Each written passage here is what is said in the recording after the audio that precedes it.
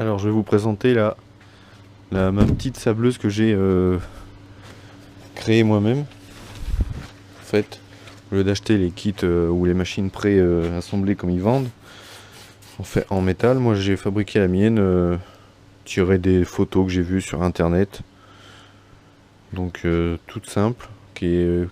Bon après il faut avoir du bois, mais pour moi elle était gratos, mis à part les attaches là, sinon c'est tout ce que j'ai pu. Ah si, les attaches, la lampe et la ventile dedans qu'on entend.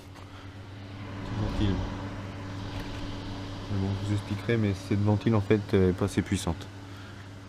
Donc en gros, elle fait à peu près le 1,50 m de haut. Ici ça doit faire 1,50 m. J'enlève ça. Qui est 1,50 m. Vous voyez, il y a un petit plat en haut. Alors ici j'avais fait un trou, c'était pour passer mon tuyau de la sableuse. Mais c'était celui-là, en fait j'avais créé un autre trou sur le côté, là-bas. Et je me suis aperçu que c'était pas top avec mon pistolet comme ça, en fait n'est pas très adapté pour être utilisé sur le côté comme ça. En fait il est plus simple de l'utiliser dessus ou comme ça. Donc moi j'avais créé un trou. Hop, la béquille. Donc moi j'avais créé un trou là, en fait. Je passais mon tuyau par l'autre côté et je faisais rentrer mon pistolet ici.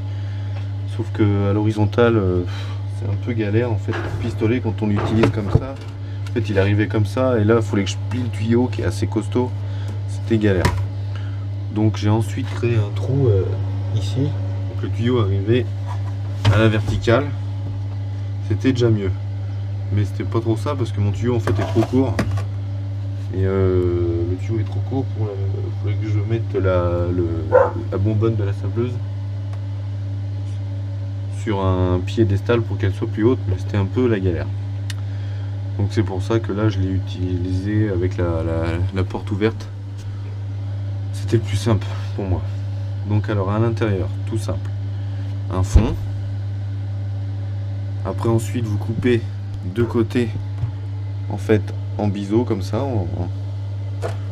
Voilà. Après je peux vous passer les plans, si je peux en faire un si vous le désirez. Faut me le dire en commentaire si vous voulez les plans détaillés. Parce que vous les trouvez pas trop sur internet je crois. Moi j'avais pris une photo que j'avais trouvée. Et puis j'avais à peu près jugé par moi-même les mesures. Donc voilà. Le fond. Donc c'est que du bois de base. Hein. C'est aussi du... je sais plus là, c'est les trucs collés là. Donc tout simple.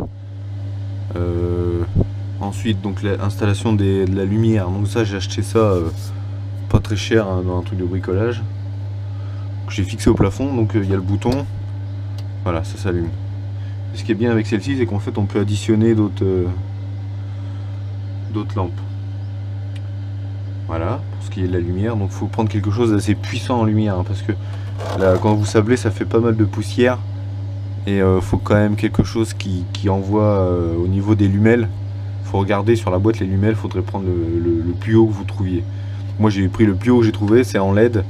Je sais plus combien que c'est de lumelles, mais c'est assez puissant. Voilà, ensuite, donc si vous voulez sabler et voir quelque chose à travers la vitre, moi ici j'ai mis une vitre en plexiglas. C'est pas l'idéal parce que le plexiglas, en fait, vous allez le rayer. Vous voyez, là il est plein de poussière. Et si vous passez un coup de main ou un coup de chiffon, il est tout rayé. Donc le mieux c'est de passer un coup de soufflette, mais la soufflette n'enlève pas tout. Donc il y a un moment donné où on voit plus grand chose à travers. Pour le moment moi j'ai mis ça, ça me tiendra le temps que ça tiendra, faudrait que je trouve du verre, mais bon. Enfin bref, on verra ça. Donc voilà, la porte, donc 3 charnières pour que ce soit quelque chose de costaud. Tout simple, hein. Vous découpez un rectangle et au milieu vous redécoupez un autre rectangle pour pouvoir fixer votre fenêtre pour pouvoir voir ce que vous faites. Donc la béquille, hein, un tuyau de cuivre, tout simple. Ensuite, alors le fond. Le fond, en fait c'est un rectangle tout pareil. Et en fait vous découpez une place pour pouvoir faire un trou pour que le sable que vous projetez puisse tomber dedans. Comme ça, vous pouvez le récupérer facilement sans vous embêter à racler à la main, à essayer de récupérer sur les coins et tout. Donc là, vous prenez une balayette, tac, tac, tac, et vous mettez tout dans le bac. Et en fait, par dessous, vous avez un petit tiroir pour récupérer le sable. Ensuite, vous n'avez plus qu'à le tamiser et le remettre direct dans la sableuse. Enfin, le tamiser, vous pouvez passer un petit coup d'aimant s'il y a du métal, mais bon, c'est plus de la saleté en fait, on va dire, que du métal. Donc voilà. Donc ça, un tiroir, hein, tout simple à faire. Vous voyez, vous mettez des planches comme ça, en fait, qui sont vissées sur le fond, avec un petit assaut dessous pour supporter votre tiroir. Ensuite, le tiroir, fabriqué maison aussi. Hein. Donc voilà. Donc là, je vous la présente sans les cotes, sans rien. Si je vous dis, hein, si vous voulez avoir les cotes exactes et le plan, je peux vous en faire un.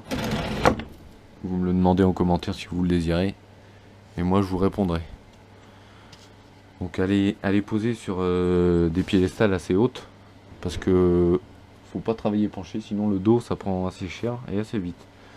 Donc là, elle est au moins un bon mètre 20. Je l'ai mise à 1,20 m de haut. Comme ça,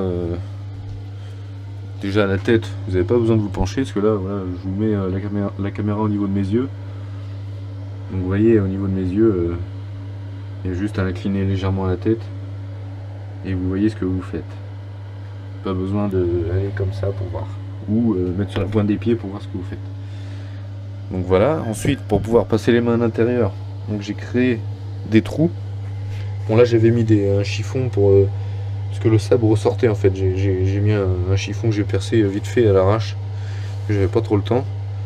Donc voilà, vous sortez vos mains en fait et vous pouvez travailler. Alors par contre, à ce niveau-là, moi j'ai pris des tuyaux PVC en fait de diamètre 100 pour tout ce qui est les gouttières, enfin les tuyaux quoi qu'on trouve pour les travaux de maison. Et en fait c'est pas assez gros en diamètre, enfin en tout cas pour moi c'est pas assez gros en diamètre parce que je peux pas bouger aisément mon bras. Vous voyez là je suis bloqué en fait, je peux pas aller plus haut, je peux pas aller, oui, déjà là je peux pas aller chercher la sableuse. Donc on est très limité au niveau des mouvements, faut pas hésiter de mettre un gros diamètre au niveau des trous. Parce que ici vous voyez c'est, voilà, là bon au droit je peux passer mon bras, mais bon après c'est que je suis obligé de m'incliner, donc faut pas hésiter à mettre un gros diamètre, voire le double de ça quoi, un diamètre 200. Faire vraiment le truc assez gros pour que vous puissiez bouger votre bras et que votre coude rentre. Si votre coude rentre pas dans le trou, vous ne serez pas à l'aise pour travailler. Voilà. Donc pour créer les trous, c'est à vous de voir hein, en fait par rapport à votre corps. Vous posez vos bras dessus. Vous posez vos bras comme ça et vous voyez si par rapport à vos trous où il faut les faire. Voilà. Ensuite, pour étanchifier un peu le truc, parce que faut quand même éviter que la poussière s'en aille à peu près partout, parce que c'est quand même pas très bon à respirer. Du joint, en fait, c'est du joint pour les fenêtres ou pour les portes. Vous achetez ça dans les magasins de bricolage. Comme ça, quand vous fermez, c'est bien collé et au moins vous n'avez pas de poussière qui sort, ou très peu. Donc, voilà. Ensuite, au niveau de la porte, alors on met le pied là, donc là moi je ferme ici pour être sûr que c'est bien plaqué là, et ensuite on peut voir voilà. On peut voir à travers, à peu près voir à travers. C'est que là c'est super sale et j'ose pas trop bon, bref, de toute façon maintenant l'état qu'il est, donc voilà, bien nettoyé, on voit bien à travers, on voit pas longtemps à travers mais on voit bien. Donc voilà, en fait la plaque de plexiglas est posée sur la porte, qui est ensuite fixée à l'aide des petites baguettes, comme ça c'est tout simple. Pas chercher midi et 14h et ça fonctionne assez bien. Le seul problème que j'ai c'est la ventilation. En fait, on réouvre, on remet le béquille là. Et en fait ici j'ai mis une ventilation, une VMC quoi, comme on l'installe dans les maisons. Et en fait là je la sens, mais elle aspire pas assez en fait, c'est pas un assez gros débit. Quand il y a un petit peu de poussière, elle l'aspire, mais sinon, ça n'a pas le temps d'aspirer. Quand ça projette la machine, c'est énorme la poussière que ça peut envoyer. Il faudrait un truc très très gros débit. Donc au début, je voulais juste mettre un truc comme ça qui aspire et qui rejette dehors en fait. Là, vous allez voir, vous allez l'entendre.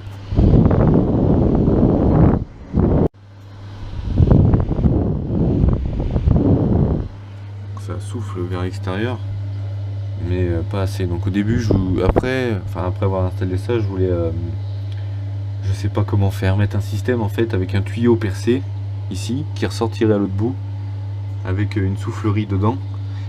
Donc le tuyau serait ajouré. Et en fait, l'air en circulant comme ça à grande vitesse aspirerait la fumée et l'enverrait dehors. Alors, est-ce que ça fonctionnerait? Je sais pas, faudrait que j'essaye. Donc en tuyau de... je sais pas. Franchement, je sais pas trop comment faire. Soit je mets un tuyau du même diamètre que ça, ici, et qui enverrait l'air de l'autre côté, avec un tuyau après qui enverrait la poussière beaucoup plus loin.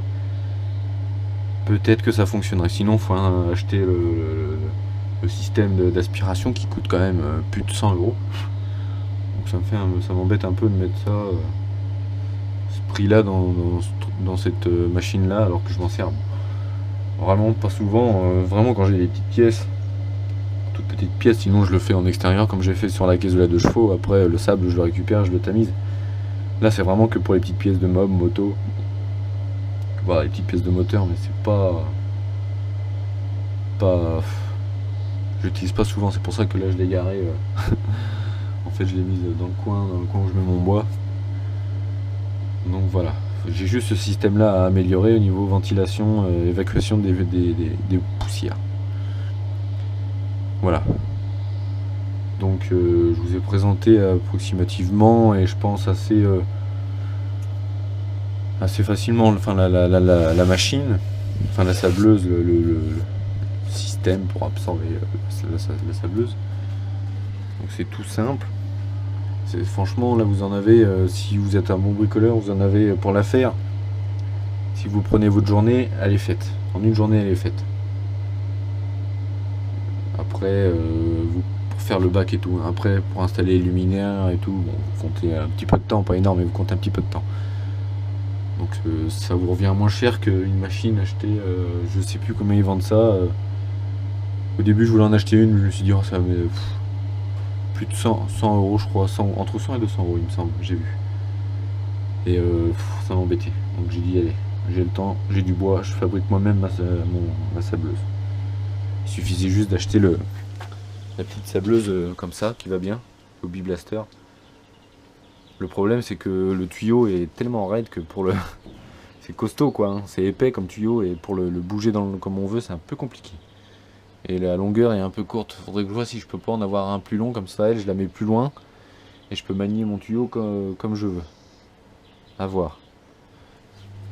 Faudrait que je fasse ça et peut-être par la suite en fait mettre un rail là-haut qui bloque mon tuyau, comme ça je pourrais bouger mon tuyau de gauche à droite, comme ça je pourrais aller de gauche à droite, parce que là je suis obligé de le tordre pour aller là-bas, donc le pistolet est de biais, je vous jure c'est la grosse galère. Faut vraiment bien réfléchir à ce tuyau. Il y a deux choses à bien réfléchir, c'est comment faire passer son tuyau d'arrivée de sable, hein, en fait, hein, l'embout de la sableuse, comment bien faire, parce que c'est super épais et gros. Et ensuite bien réfléchir sur le système d'évacuation des poussières. Parce que là, ça c'est pareil, si vous évacuez pas bien, là, vous allez voir, vous allez être dépassé par les poussières, obligé d'attendre, voire même ouvrir, parce que même ça au bout de 5 minutes, il y a toujours de la poussière. C'est vraiment... c'est la poussière qui est lourde en plus, enfin, elle a du mal à l'aspirer, franchement, la ventilation là-bas. C'est une ventilation achetée à bricolage à 25 €, hein, qui fait 80 m3 par heure, je crois. Donc 80 m3 heure, c'est quand même... c'est pas mal. Bah non, c'est pas assez. Donc faut prendre quelque chose de costaud. Donc dans l'idéal, enfin moi j'ai pensé à un truc, dans l'idéal, un sèche-cheveux qui souffle, hein, qui chauffe plus, hein, en air froid forcément, qui soufflerait un tuyau, comme je vous ai dit, percé. Et ça fait un peu de bruit, un sèche-cheveux. Enfin, dans tous les cas, réfléchissez bien à votre système de filtration et d'évacuation des poussières. Et le système du tuyau pour la sableuse. Donc voilà, voilà ma petite sableuse. Donc comme je vous ai dit plusieurs fois, hein, si vous voulez avoir les cotes exactes, moi je vous fais un plan, si vous le désirez, je vous fais un plan sous PDF. Ça on peut se l'envoyer par mail avec des photos, les cotes exactes et à peu près tout ce qu'il faut utiliser comme les attaches, les tuyaux. Voilà, moi je peux vous le faire quand vous voulez. Donc voilà, bon bah écoutez, je vous ai présenté ma petite sableuse. C'est très utile, on va dire. Parce que franchement, on est bien content que de le faire à la main. On passe une journée à nettoyer une pièce à la main, alors qu'avec ça, on met 5 minutes. C'est peut-être un petit investissement, mais au moins, quand on restaure pas mal de choses, les motos, les voitures, les petites pièces, franchement, ça donne un grand coup de main. Voilà, bon bah écoutez, cette petite vidéo est terminée, hein. Moi, il y en a une autre qui va venir par la suite où je sable des carters de la vieille moto à mon frère qui est en restauration. Donc elle sera à venir juste après. Voilà, bah écoutez, si vous voulez voir d'autres vidéos intéressantes, abonnez-vous. N'oubliez pas de me mettre un petit pouce bleu. Et aussi, j'ai créé une page sur Facebook. Donc vous pouvez chercher sur Facebook l'atelier Mecha. Et vous pouvez vous abonner, comme ça vous aurez des nouvelles plus souvent que sur YouTube. En fait, je fais des vidéos en direct assez souvent, je mets des photos des choses que je fais sur les mobs, motos et voitures. Donc ça, il y a plus de nouvelles que sur YouTube. Voilà. Bon bah écoutez, on se retrouve soit sur YouTube, soit sur Facebook. Et à la prochaine.